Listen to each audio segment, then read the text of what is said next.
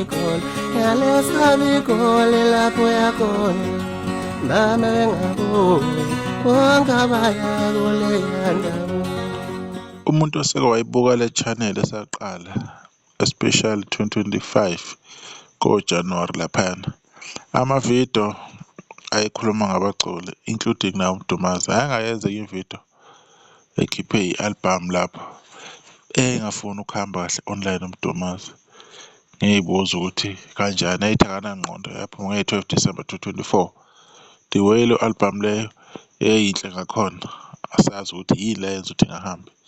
Ngakhala kakhulu lapho. Le i-album ethi uMdumazi ngeke ulunge wayikhipha ngo-2018, nokuthi ngo-2018 ngo-2016 nani niyambona laphana kwakuseyibhungu ngampela laphana-ke uMdumazi. Kodwa-ke 2025 lapha-ke enze khona-ke izinto ey'mangalisayo njengoba nimbona-ke la eseyibiza ngegeza lendalo ethi Uyinja, and yenze kahle kakhulu i-album online, and into eyenzile ivele yenza nje imangaliso.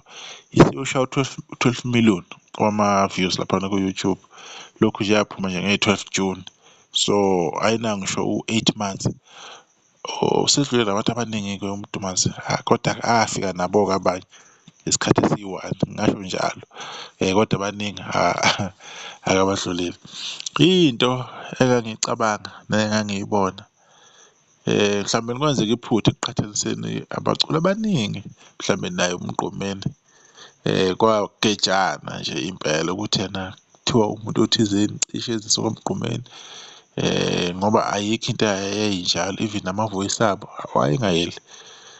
Kwakuze kube ngcono yena uMdumazi ngalezi y'khathi kwakucishe kuzwakala ukuthi kufuna ukuya khona. Insizwa esiyishintshile impilo yayo, ngi-happy kakhulu lapho ekhona ngomculo wakhe. Yilokho angivele ngikufuna ngoba ngangibona ukuthi kuyalimaleka vele emculweni wakhe.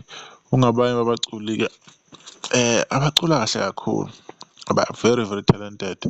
Omunye wabaculi banama-voice a-clean, very very clean, njengabo Mzukulu noJaga Mnengi, banama-voice acoyisakele laba bantu labana. Uma ngizokubalalela-ke ngenzondo uzobezwa. So emsebenzini kaMdumazi ayenzile, including umsebenzi ewuthi yena Inganekwane. Niyayazi lo-album leyo, enye ama-album eyaphuma ngicabanga ngo-2023 if I'm not mistaken. Naye futhi inhle kakhulu i-album yakhe, kodwa-ke iyaphusheleka le kude. Wacula ukuthi nabasokhalweni laphana, elinye iqembu kade kulona. So insizwa nje uMdumazi ephuma le kwaShikshela eMtuba ebheka amandla, yona mazi-ke eyibiza ngozandla ey'ncane. Kudala esathi-ke ibhove elincane, angazi kwekushiso yini lokho, kodwa-ke mhlawumbe akasakusho manje, angeke wazi. Kodwa lo msebenzi wakamuva lo ukhiphe ngoJuni uhamba kahle kakhulu laphana, ufeature kakhulu oMjolisi noMenzi noLimit ey'ngomeni njengokuthi yize uvalo nethi angifune mjolo, ngoba umjolo kulamalanga uculwa kakhulu ngawo, abantu bayawuthanda, bayayimisela, and uyadayisa-ke umculo onomjolo cause abantu abaningi ba-go through a lot. Yingakho-ke babona-ke becula ngawo kakhulu. Kodwa nje-ke engakuncoma kakhulu ukuthi le nsizwa asithembe ukuthi yena emsebenzini olandelayo izophinde iqhubeke ikhuphuke iye phezulu. Side kakhulu isikhathi uMdumazi esekhona, ngabo-2016 wasevele esekhona already. So sungabona-ke ukuthi kahle kahle wakade efike nini, eyibambile, bemqasha emcimbini ephefoma. Kwesinye isikhathi kwacisha ne-USB, kwadlaleka enye ingoma eyi-wrong ngomunye umcimbi laphana. So kuningi asedlule khona nemicimbi ye-Big 5 laphana kwahlabisa. Kwaba nama-challenges nomhleli womcimbi wakhona, kodwa-ke izinto-ke zabuye zalunga. So usekhulile impela ama-challenges, uhlanganile nawo njengoba bonke abantu, kodwa umculo wakhe ube umele, abantu bemsapotha futhi bemazi ukuthi une-talent. Impela-ke ithalente eliningi lapha futhi angeke sinikhohlise le nsizwa-ke. Kodwa kuleya interview, hhayi akade kuyona ethi yenza kwenzeke, ule kahle kakhulu laphana. Sithembe ukuthi nabanye bayocosha laphana koMdumazi ukubona ukuthi umculo lo wenza kanjani nanokuthi uhlala isikhathi eside kanjani ungashintshi lokhu wacula ngendlela eyodwa abantu abayithandayo. Into uma uyiphiwe-ke angeke vele ize kulahlekele. Besibheka nje lezi zizwe nje oMdumazi yakwaMhlongo ukuthi yena kuhamba kanjani lapha endimeni, kodwa-ke njengomuntu owakhala kakhulu impela.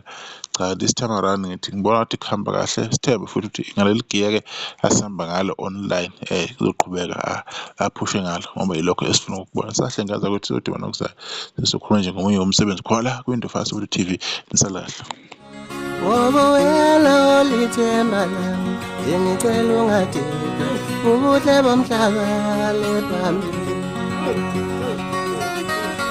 Mina ngedwa ngoba wena olithemba lami ngicela ungadinwa ubuhle bomhlaba le phambili.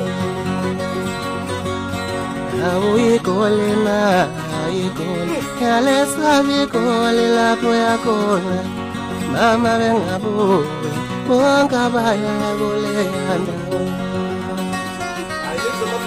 Awuyigole na ayigole yalesabi igole lapho yakhona mama bengabuwe bonke abaya kuleya ndawo.